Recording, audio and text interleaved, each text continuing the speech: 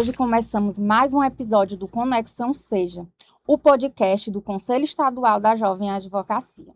Eu sou a Camila Odorico, a sua mediadora de hoje, e nós vamos falar sobre um assunto que gera muitas dúvidas para quem começou agora na advocacia e pegou sua carteira recentemente, né? Que é como escolher sua área de atuação na advocacia. Hoje nós temos como convidada a doutora Rossana Diniz, que é advogada, professora, mestra em biotecnologia, ex-presidente da Comissão de Ensino Superior da OAB Piauí e diretora-geral da Escola Superior de Advocacia da ESA Piauí. Doutora, seja muito bem-vinda. Muito obrigada, Camila. Um prazer estar falando para toda a advocacia piauiense. É um momento muito importante, né? Um tema interessantíssimo, inclusive, né? A gente precisa, às vezes, falar sobre isso para que a gente possa suscitar na advocacia em que momento eu começo a construir a minha carreira, né? A escolha da área que eu vou atuar, onde eu vou atuar e como eu vou atuar. E isso é um processo bem difícil, bem complexo. Não existe um segredo, não existe uma fórmula, mas existem pontos importantes para quem já passou por esse caminho, né? Que pode trazer para a jovem advocacia alguns caminhos a seguir. Onde eu posso investir, como é que eu decido, quais os caminhos que eu vou buscar na minha profissão. Sim. E conta pra gente, doutora, o seu começo, como foi que aconteceu? A senhora conseguiu escolher desde logo a sua área ou a senhora pegou um pouquinho de tudo? Como é que foi? Na verdade, se eu for falar por mim, eu costumo dizer que a gente não consegue ser um exemplo para as pessoas, porque cada pessoa tem suas características, né? Eu acho que às vezes falta isso, essa maturidade de entender que a gente tem algumas pessoas a observar, a gente tem aqueles referenciais, mas a gente precisa olhar para si.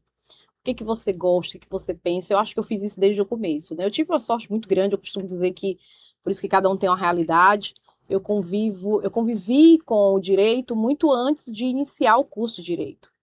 E já frequentava a OAB, as festas da OAB, então isso facilitava o meu olhar para o que eu queria e o que eu não queria. Os profissionais que eu já tinha ali aquela curiosidade, tinha interesse de entender a área que ele atuava, e aqueles profissionais que não me interessavam.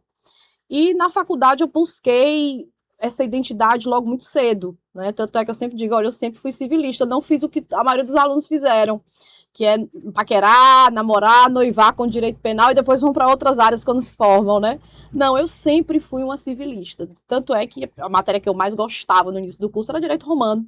E aí quem conhece direito romano sabe que você tem uma tendência a gostar do direito civil. Então a escolha para mim foi muito fácil com a área que atuava. Depois vieram delimitar, porque a gente tem essa dificuldade, né? Quando a gente fala em áreas, a gente fala direito penal, direito civil, direito constitucional, mas às vezes a gente esquece que dentro dessas áreas existem subtemas, as sub-áreas.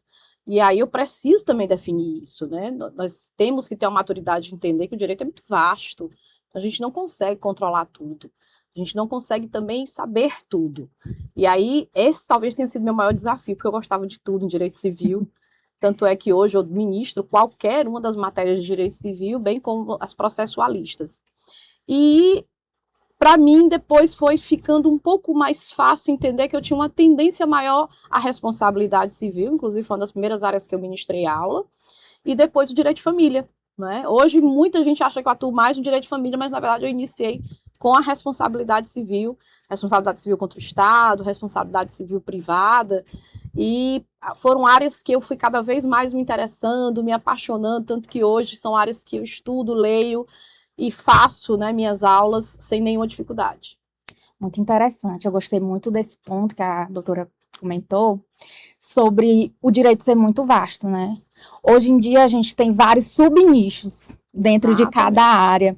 E é interessante, para o jovem advogado principalmente, é explorar, porque às vezes é um nicho que não tem tanta demanda, um nicho que você consegue se inserir mais facilmente no mercado.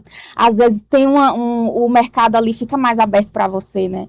Então é muito interessante essa dica, esse comentário seu. E assim, as pessoas precisam entender que a escolha profissional, ela não nasce quando você se forma. Agora eu me formei, vou buscar onde é que eu vou atuar. Obviamente, a gente sabe que a gente vai atuar onde as oportunidades surgirem. Se você participar de uma seletiva para o direito penal, ainda que você não goste, iniciando a carreira, você vai caminhar por ali.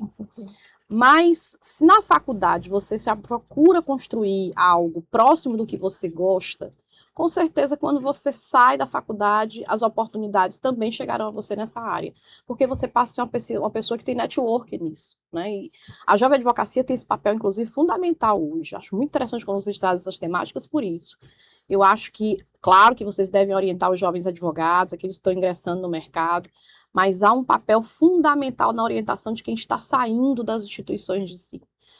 Acho que a nossa pior crise nesse momento é essa identidade. Né, o aluno, hoje as instituições de ensino elas têm uma carga horária reduzida, hoje as instituições de ensino têm menos envolvimento com o aluno, nós temos os grandes grupos educacionais, eles não trazem às vezes aos alunos a perspectiva do pertencimento que nós temos quando você tem uma instituição local, em que você conhece os dirigentes, conhece os diretores, conhece os professores, e isso tem feito com que cada vez mais o aluno tenha dificuldade de uma identidade profissional. Aí ele vai para o mercado sem nem saber ainda essa identidade, vai descobrir 2, 3 anos depois que está formado. Verdade. Nas primeiras semanas de formado, qual seria, assim, um checklist para o formando, né, para aquela pessoa que está sendo egressa ali da universidade fazer? O que a senhora aconselharia? Pode. Pode. Vou falar para você um pouquinho antes. Eu sei que, assim, o início do curso é ainda uma dúvida, até se você quer o direito, né? Sim, sou professora há quase 20 anos e eu tenho turmas que iniciam comigo com 80, 60 alunos, quando a gente chega ao final tem 28, 30 alunos. Significa dizer que muita gente ficou no meio do caminho.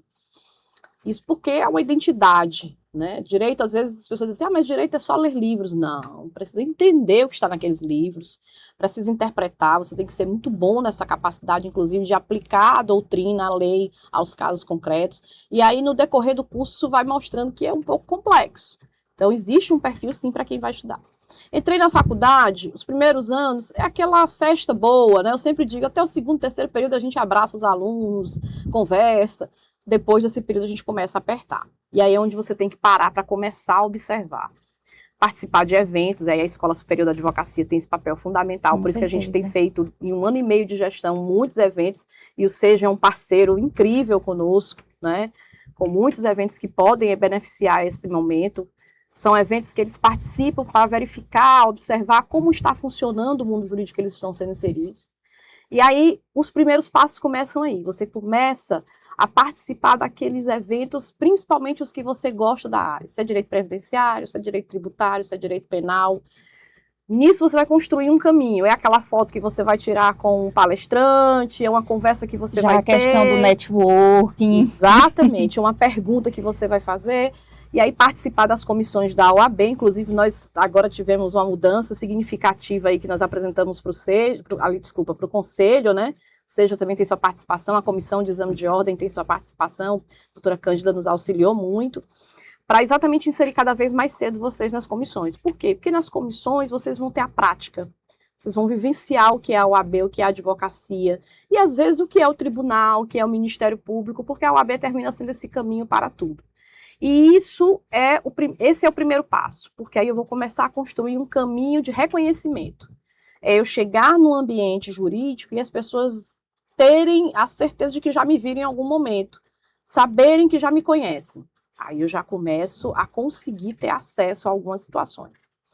Depois é um investimento importantíssimo em conhecimento, né? Esse deveria ser o objetivo desde sempre. A gente nunca vai deixar de estudar. Mas se você até aquele momento do 4º, 5º período do curso, você não tinha ainda acordado para isso, você passa a ter que acordar. Então você vai passar a fazer o quê? Ler, estudar, dedicar-se a uma formação, a uma qualificação cada vez mais necessária. E isso para que você possa ter suporte e saber quando vai falar, o que falar e como falar. Eu acho que a maior vantagem que você tem que ter como profissional é essa capacidade de convencimento, mas convencimento só vem com conhecimento. Isso também a ESA tem investido muito nos últimos anos, né? Nós temos aí vários grupos de estudo aqui na escola. Nós, inclusive, transformamos um agora, que é do Tribunal do Júri, em curso, porque a gente percebeu que não dava para ficar mais só em encontros de grupo de estudo, tinha que ser mesmo um curso que preparasse, que certificasse as pessoas. A gente tem os cursos de mediação que alunos podem fazer esses cursos, para que eles já comecem a ter esse conhecimento. Nada melhor do que você sair da faculdade para uma entrevista no escritório e aquele que vai te contratar perceber que você já tem conhecimento, que você é uma pessoa preparada para uma discussão, para um embate, né? Porque o direito, Sim. por mais que a gente tente que ele seja pacífico, ele sempre vai ter os seus embates. Então, isso é muito importante. Começou na faculdade.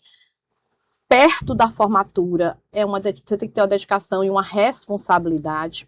E aí, Camila, eu vou aproveitar para falar uma coisa muito interessante, que às vezes a gente não tem oportunidade de discutir em canal aberto, né? Sim. A gente fala em sala de aula, a gente fala na academia. Eu tenho vivenciado experiências muito preocupantes, então, assim, que de certa forma prejudicam o início de carreira.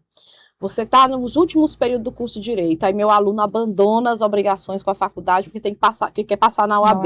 Uhum. É certo, é justo que ele queira passar na OAB, mas ele esquece que se você está falando em construir uma carreira, você não pode negligenciar aquilo que está todo mundo olhando.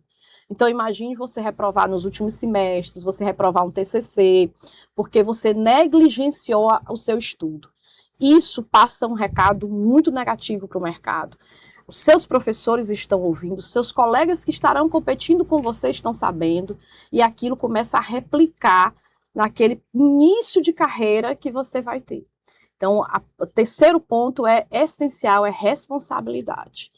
Eu costumo dizer para os alunos, quando eles entram no nono período, se agora acabou o período de festa. Vocês não vão mais para o barzinho, vocês não vão mais para as festas, vocês vão estudar, vocês vão para os eventos jurídicos, esses vão ser os momentos de descontração de vocês, e vocês vão estudar para a OAB junto. Então, vocês vão fazer o TCC, estudar para a OAB e ficar em casa se dedicando a esses estudos. Para quê? Para que tudo dê certo, para que o mercado já entenda, essa pessoa assume os compromissos. Para que aquele cliente, que se ele chegar em algum momento e perguntar, você conhece o doutor fulano? Ele possa dizer, sempre foi uma pessoa responsável, sempre foi dedicada a tudo que faz. Então, esse é o terceiro ponto, ele é importantíssimo, Com né? certeza. O quarto ponto é você ter uma preocupação com a sua imagem. O que você quer passar para quem vai te contratar? Quem é teu público-alvo? Se você já definiu sua área, né, você tem que conhecer o teu público-alvo. Ninguém aqui quer um bom samaritano só de viver na igreja, né, trabalhar. Não, a gente quer também que você aproveite a vida, que você vá para o churrasco, que você se confraternize, que você saia com os colegas, mas até isso a gente passa a ter que tem que haver uma escolha. Em que lugares eu quero aparecer? O que eu vou postar? O que eu vou mostrar? No mercado cada vez mais competitivo, a gente precisa convencer com a imagem, às vezes até mais do que com a capacidade, num primeiro momento. Porque imagine a seguinte situação. Você é indicado para... O que a gente faz hoje? Alguém te indica a professora Rossana para ministrar uma aula para você, num curso que você tem. O que ele vai fazer? Ele vai nas minhas redes sociais. É a primeira coisa, geralmente. Não é? Uhum. A gente vai procurar saber se alguém conhece, aí você vai olhar quem te segue, não é isso? Sim. Aí você vai dizer, olha, eu conheço fulano. E aí você vai procurar essa pessoa. O que você acha? A aula é boa, né? Sim, a mesma coisa acontece com a advocacia. Então, quando eu indico, isso acontece comigo, costumeiramente eu indico meus ex-alunos para algumas causas que eu recebo. Eu não tenho tempo de tanta demanda hoje, por exemplo, eu já atuei em direito do consumidor, hoje não atuo mais. Então, eu indico aos meus alunos que é uma área que o jovem advogado busca muito, que é a área consumerista. É uma boa porta de entrada hoje, né? Exatamente. E aí, antes de indicar, eu mesma vou nas redes sociais. Deixa eu ver o que ele está fazendo, se ele realmente está atuando nessa área. Eu lembro de algumas situações, vou falar de alguns colegas seus aqui da advocacia. Sem problemas. Eu recebi uma ligação uma vez, eu estava com a demanda muito grande de algumas coisas, inclusive estava assumindo a ESA, né? E aí alguém me procurou para um processo de responsabilidade civil médica. Sim. E a pessoa, eu já senti que era uma pessoa que tinha uma certa idade muito jovem, que talvez a conexão para conversar com uma pessoa tão jovem também seria importante. E aí procurei um jovem advogado na área médica. E aí eu já sabia que a gente tinha o Vitor Bona aqui, Sim. Mas eu fui na página do Vitor. Fui ver o que ele postava, quais eram, né, as publicações dele, gostei, indiquei. E assim eu sempre faço. Eu dei um exemplo para você, mas eu poderia citar vários outros aqui, de ex-alunos que eu a gente não acompanha o dia a dia, né? A gente acompanha uma naturalmente. vez ou outra, que eu vou nas redes sociais e vejo. Então, isso está me dizendo o quê? Uma pessoa que já tem praticamente 20 anos de mercado, que é casada com outro que tem 34 anos de mercado, já vive no direito há muito tempo. E aí, o que que eu vou fazer? Eu busco essas informações para que eu não leve para o meu cliente, ou aquela pessoa que está me pedindo uma indicação, um profissional que é relapso, um profissional que pode não cumprir os seus objetivos, certeza. não atender os seus processos. Ter essa responsabilidade, como a doutora mesmo pontuou. Exatamente. Doutora, fugindo um pouquinho sobre o perfil do advogado. O perfil para advocacia de massa, para advocacia mais artesanal e para a dativa, seriam perfis assim que são mais diferentes um do outro? Cada pessoa tem que ali escolher o que mais lhe tem, né? Tem. E isso eu adorei a sua pergunta, porque a gente pode, às vezes, explicar algo que eu vejo uma ansiedade muito grande na jovem advocacia, naquele que está saindo da faculdade. Meu aluno de nono e 10º período é um aluno muito ansioso. Ele nem é advogado, mas ele acha que é advogado, né? Ele ainda é aluno, mas ele não quer aceitar mais isso. E isso gera também uma ansiedade de dúvida. Eu sempre digo, olha, a gente precisa, às vezes, voltar aos nossos primórdios passados, né? Quando a gente fala, até uma redundância aí, mas é porque é para fixar mesmo. A gente precisa repensar esse mundo que nós vivemos hoje tão efêmero, tudo muito rápido, muito, né? Todo mundo quer uma resposta rápida. E carreira não se constrói correndo, não se constrói rápido da noite para o dia. Se consolida ao longo do tempo, passo a passo. Então, quando a gente pensa na carreira, no que a gente vai fazer, na escolha de onde como a gente vai atuar, a gente tem que dar tempo. Quando eu comecei, por exemplo, na advocacia, eu sempre achava que eu seria do front. Hoje eu me descubro mais do consultivo. Eu gosto da pesquisa, de levantar as teorias, de construir as teses. Sim. Inclusive, esse é um projeto que eu digo muito que quando a ESA me der um tempo, quando eu conseguir, né, concluir meu objetivo dessa gestão, eu vou passar para esse trabalho, inclusive ensinando e auxiliando nessa parte de consultoria. Sim. E ao longo da advocacia, eu fui percebendo que vários colegas são assim. Hoje nós temos nomes de advogados, autores de livros, profissionais renomados no Brasil, os maiores autores do Brasil, que não trabalham, não estão no contencioso. Eles estão no consultivo. Sim. No contencioso, alguém os contrata e pede que eles construam as teses. Então, isso é um perfil que você precisa identificar. Você gosta de quê? De atender o cliente, construir o trabalho do processo dele, a tese, entregar para outro que faça as defesas? Você vai atuar, aí você tem que definir também a área, você vai atuar na primeira, na segunda, na terceira instância, ou você não se reconhece nos tribunais superiores, ou você só se reconhece, porque ainda tem isso, né? Alguns advogados têm essa característica. Mas e se eu descubro com algum segredo? Lembra que eu falei para você no comecinho, não existe uma fórmula? Sim. Né? Eu descubro porque existe uma estratégia, uma técnica? Não. A gente não pode vender sonhos para as pessoas. A gente pode vender realidades. Sonhos ela já tem. Agora nós vamos mostrar para ela como o sonho dela pode acontecer na realidade. Então a nossa obrigação como profissionais que já estamos no mercado é essa. É de mostrar como é que acontece na realidade. Eu sonho em ser um advogado dos tribunais superiores no STF, no STJ, eu quero estar lá. Todo mundo gostaria, porque os honorários, inclusive, são melhores, Com certeza. não é? Mas como eu faço para chegar lá? Aí a realidade é um pouco mais complexa. É uma construção. Exatamente. Então eu tenho que fazer o quê? Eu tenho que iniciar. O importante é que eu comece. E que vá gradativamente me percebendo como profissional. Quem faz isso, com certeza, alcança um sucesso. Acredito nisso.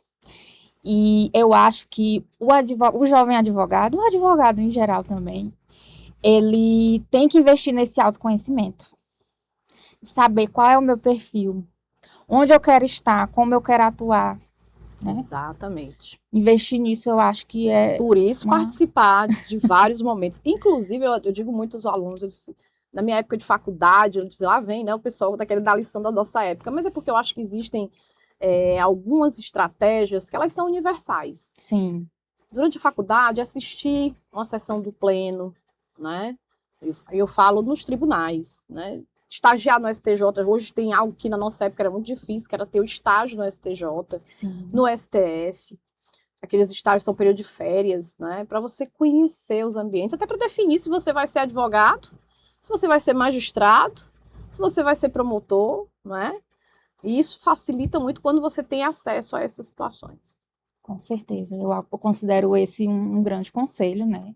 Você ter esse direcionamento, saber para onde você vai, né? Porque se você não sabe para onde vai, qualquer caminho serve. É verdade. Já dizia Luiz Carroll.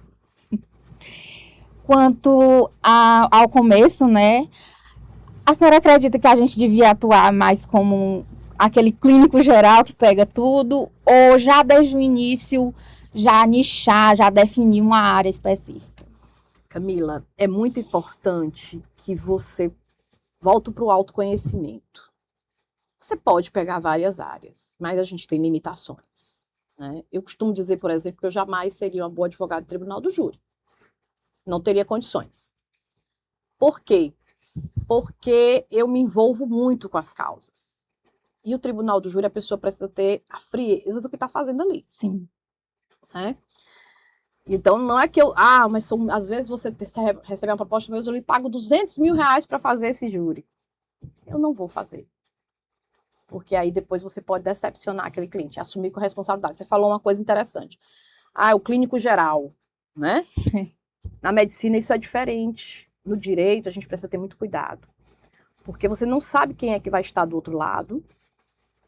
Na medicina chega um paciente que na maioria das vezes não conhece os procedimentos do tratamento. Verdade. No direito, quem vai estar com você ali no front é outra pessoa que tem conhecimento. Então a gente tem que ter um preparo muito grande para a gente ir para uma audiência, para o embate do tribunal do júri, não é? E quando você abraça tudo, você termina não conseguindo fazer tudo bem feito. Então, aí eu vou lhe dar uma sugestão. Construa laços na faculdade ou no mercado quando você entrar, para que você faça parcerias. Hoje isso é muito comum, você ter um leque de pessoas que são da sua confiança. Então, olha, eu vou atuar no civil, família, contratos, sucessões e responsabilidade civil. Eu não vou atuar na parte de direito civil constitucional, mas eu tenho um colega muito bom nisso. Então, eu vou indicar esse colega. Aí que entram as parcerias. Que entram as parcerias. Ganha você, ganha ele. Todos terminam atuando naquilo que gostam. E não adianta você ganhar 1 milhão em uma causa, não é? E não ter mais nada depois. Eu acho que é melhor você construir esse 1 milhão com várias causas. E aí você tem uma carta de clientela que vai te manter no mercado por muito tempo. Com certeza, doutora. Doutora, já nos encaminhando para o final. Essa conversa muito boa. E eu gostaria de fazer um jogo rápido com a doutora. Perfeito. Escolher entre um e outro, mas se quiser justificar também, a gente aceita. Tá bom. Ser clínico geral no início ou nichar desde o primeiro dia? Um ou outro? Nenhum, nem o outro. Eu acho que você vai mesclando devagar. Você, no início, pega aquilo que você tem um conhecimento maior, e aí depois você vai afunilando isso até você se tornar uma referência do que você realmente gosta. Né? É como eu disse, se você pegar tudo, você corre risco de falhar em várias coisas. Se você ficar só em um também, pode não ter mercado naquele momento, né? Verdade. Então é importante que você tenha essa... Misture os dois. Nenhum, nem outro extremo. Eu não gosto muito dos extremos, eu gosto do meio termo. Escritório físico próprio ou advocacia 100% digital? Esse é um ponto muito importante. Isso só quem sabe é você. Você pode bancar um escritório físico? Essa é a primeira muito pergunta que tem que importante essa fazer. dica. Se perguntar. Você começar já devendo é complicado, né? Eu lembro que eu tinha uma aluna que o primeiro escritório que ela alugou era 4 mil reais. Ela reclamou da OAB que tinha culpa por ela não ter conseguido manter. Não, a culpa é do advogado. Se ele não ganha 4 mil reais, como é que ele vai pagar o aluguel de 4 mil reais? Não tem como. Não é um trabalho de carteira assinada. É um trabalho ainda que você tem, depende da clientela ali buscar. Então, hoje, e aí eu digo, nada na vida ruim é só ruim, né? A gente tira lições boas também. A pandemia trouxe uma outra realidade para todos nós. As reuniões online, os momentos online. Então, eu acho que você pode iniciar online, com atendimento online, e marcar. O OAB, inclusive, tem uma contribuição enorme. Sim. A gente tem os offices, né? Temos o NAAD também. Tem o NAAD aqui.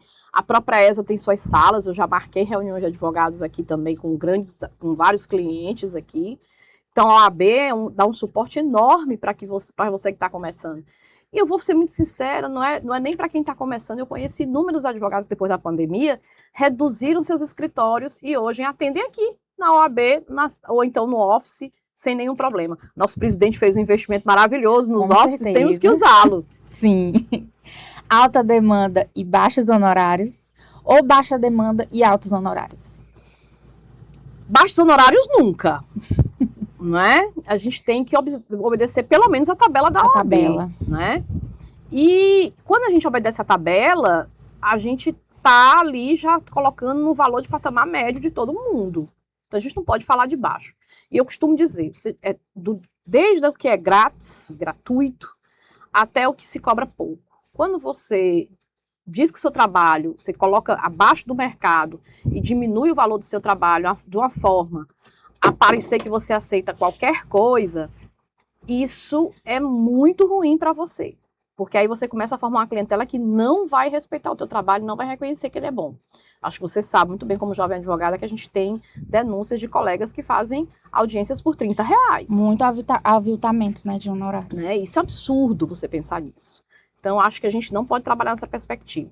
Agora, quando você se especializa numa área, você vai ter alta demanda e aí você vai saber ao longo do tempo quais os clientes que você vai cobrar um valor, qual que você vai cobrar outro, né? Qual a média que você vai considerar. Com a experiência, né? Com a experiência, a gente vai aprendendo ter calma e buscar as orientações, ou seja, a comissão do jovem advogado, os órgãos, né, de diretoria que estão aqui, as comissões especializadas nas suas áreas, elas podem auxiliar muito nessa questão.